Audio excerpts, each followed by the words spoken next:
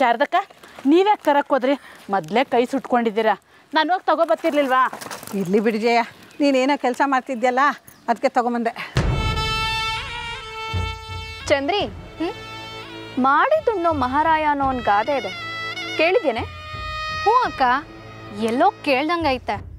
ಅದರ ಅರ್ಥ ಗೊತ್ತಿಲ್ಲ ಅಂದರೆ ಈಗ ನೋಡಿ ತಿಳ್ಕೊ. ಕೆಂಡನ ಮತ್ತೊಬ್ಬರ ಮೇಲೆ ಎಸೆಯೋ ಮುಂಚೆ ತಮಗೂ ಸುಡುತ್ತೆ ಅನ್ನೋದನ್ನ ತಿಳ್ಕೊಂಡಿರ್ಬೇಕು.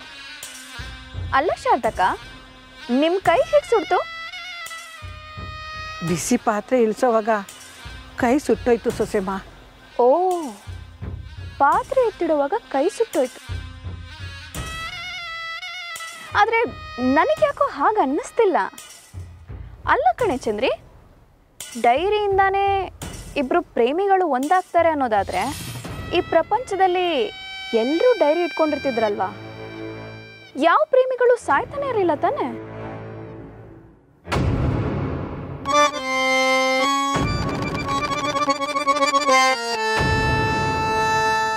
ಪಾತ್ರೆ ಇಳಿಸೋವಾಗ ಕೈ ಸುಡ್ತಾ? ಮಾಡೋದು ದೇವ್ರ ಜಪ, ಬಾಯ್ ಬಿಟ್ರೆ ಬರೀ ಸುಳ್ಳು.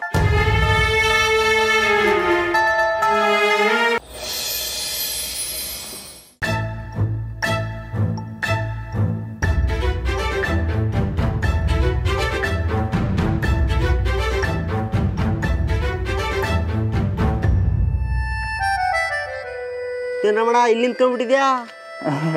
ಮದ ಹಿಂಗೆ ಯಾರಿಗೂ ಕಾಯ್ತಿದ್ದೇಕಲ್ಲ. ಇದೇನು ರಮಣ, ಚಿಕ್ಕ ವಯಸ್ಸಲ್ಲ ಯಾಕೆ ಶರ್ಟ್ ನೀಗ ಹಾಕೊಂಡ್ಬಿಟ್ಟಿದ್ಯಾ? ಅದು ತಗೊಂಡಾಗ ಸರಿಯಾಗೇ ಇತ್ತು, ಈಗ ನೀರಿಗೆ ಹಾಕಿ ಹೊಸ ಹಿಂಚ್ಕೊಬಿಟ್ಟೈತೆ. ಸರಿ ಬತ್ತಿ.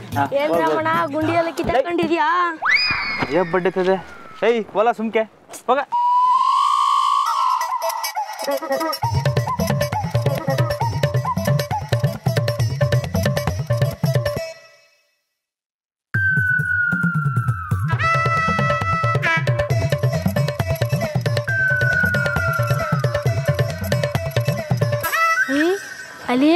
ಅಲ್ಲಿ ರಾಮಣ್ಣ ನಿಂತವನೆ, ಬಾ.